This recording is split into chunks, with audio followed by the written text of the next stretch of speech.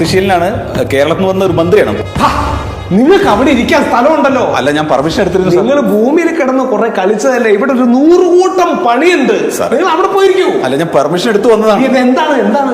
എനിക്ക് നാളെ ഭൂമിയിൽ ഒരു മീറ്റിംഗ് ഉണ്ട്, അപ്പൊ ഒന്ന് പോയിട്ട് വരണം. അപ്പൊ ആ മീറ്റിംഗിൽ പങ്കെടുത്തു കഴിഞ്ഞാൽ അടുത്ത ഇലക്ഷൻ വരുമ്പോൾ ഞാൻ മുഖ്യമന്ത്രിയാണ്. അപ്പോ ഭൂമിയിലേക്ക് പോകണം.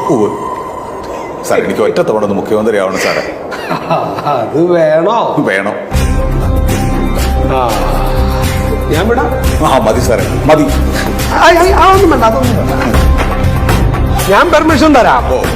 പക്ഷെ ഭൂമിയിലേക്ക് താങ്കൾ തിരിച്ചു ചെന്നാൽ പിന്നെന്താണ് സംഭവിക്കാൻ പോകുന്നത് എന്നുള്ളത് താങ്കളൊന്ന് അറിഞ്ഞിരിക്കുന്നത് നല്ലതാണ്.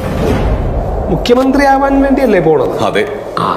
ഇത്രയും കാലം താങ്കൾ മന്ത്രിയായി പൊതുജനങ്ങളുടെ പൈസ കൊണ്ട് എസ്കോട്ടുള്ള വണ്ടിയിലൊക്കെ യാത്ര ചെയ്ത്, ഭാര്യയും കുടുംബവും ഒക്കെ ഒത്ത് വിദേശ യാത്രകളൊക്കെ ചെയ്ത്, ചെറിയൊരു ജലദോഷപ്പനി വന്നാൽ പോലും അമേരിക്കയിൽ ചികിത്സയൊക്കെ നടത്തി അങ്ങനെ സുഖലോലുപനായിട്ട് അങ്ങനെ അങ്ങനെ കഴിയായിരുന്നു.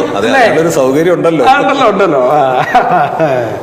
പക്ഷേ ഇനി സംഭവിക്കാൻ പോകുന്നത് എന്താണെന്നറിയോ? ഇത്തവണത്തെ ഇലക്ഷനിൽ താങ്കളുടെ പാർട്ടിക്കാർ താങ്കളുടെ കാലുവാരി, താങ്കൾ തോൽക്കും.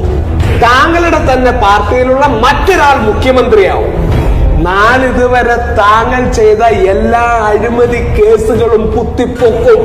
അഴിമതി കേസിലും ദുർനടപടിക്കും നേരെ താങ്കൾക്കെതിരെ അവർ പ്രതികരിക്കും. അങ്ങനെ താങ്കൾ കോടതിയും ജയിലും കയറിയിറങ്ങി നരകിക്കും. നാളിതുവരെ താങ്കൾ അഴിമതി നടത്തിയുണ്ടാക്കിയ പണത്തിന് വേണ്ടി താങ്കളുടെ മക്കൾ കടിപിടി കൂടി നശിക്കും. ഇത് രോഗശയ്യയിൽ കിടന്ന് താങ്കൾ കട്ടിങ്ങനെ നരകിച്ച് ചാവും. എന്നിട്ട് ഇവിടുത്തെ നരകത്തിലേക്ക് തന്നെ വരും. വേണ്ട, എനിക്ക് ഭൂമിയിലേക്ക്